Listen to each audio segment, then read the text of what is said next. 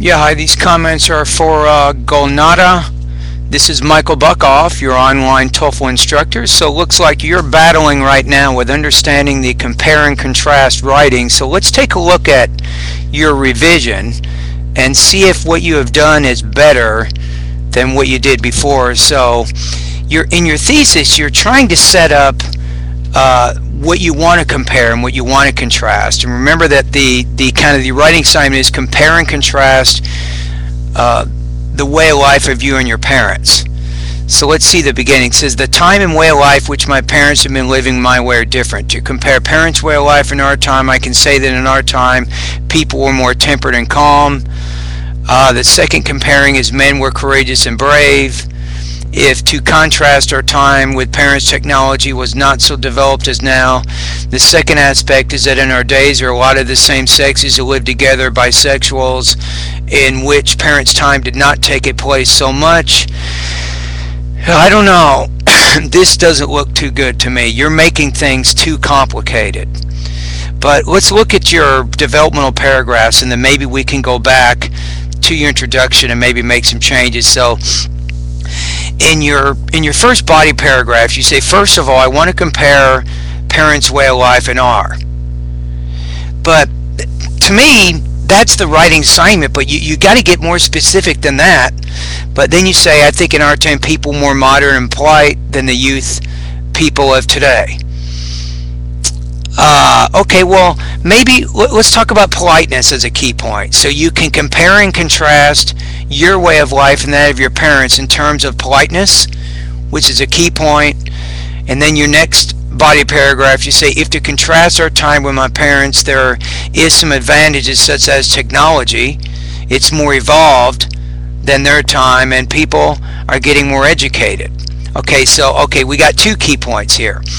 So I think if you go back to your thesis, your introduction is very confusing. There's too many different things going on there. It's kind of like you're taking all your laundry, all the different socks, underwear, t-shirts, pants, everything of all colors, you're stuffing it in the same drawer.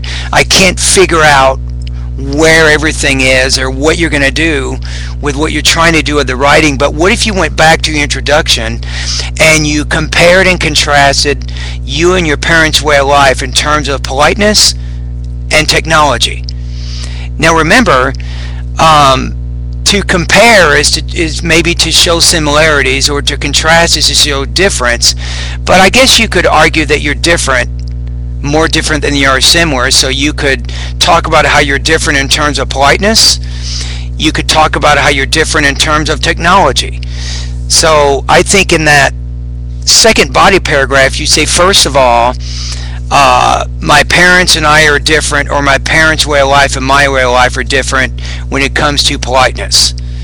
And then you can talk about the politeness of your parents' time. Dedicate 50% of the paragraph focusing on that. The other 50% talks about the politeness of your time. So you want to make sure you have balanced coverage. When you do this type of writing assignment, you have to adequately spend enough time doing with the two sides to show that you're kind of dealing with the issue in depth and fairly. And then you get to your next body paragraph, you say, we're also different. You know, my parents' way of life and my way of life are also different when it comes to technology.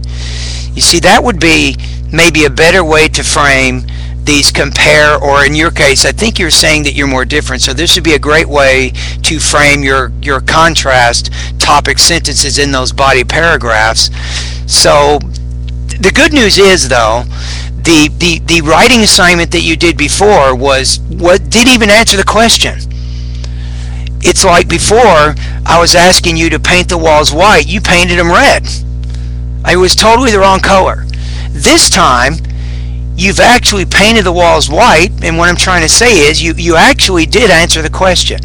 And I think you do understand now, based on some of my previous suggestions and based on the revision I see right now, you definitely do understand compare and contrast, but you're still not quite sure exactly how to organize everything. But at least this time you're doing the job. You're doing what you're trying to do.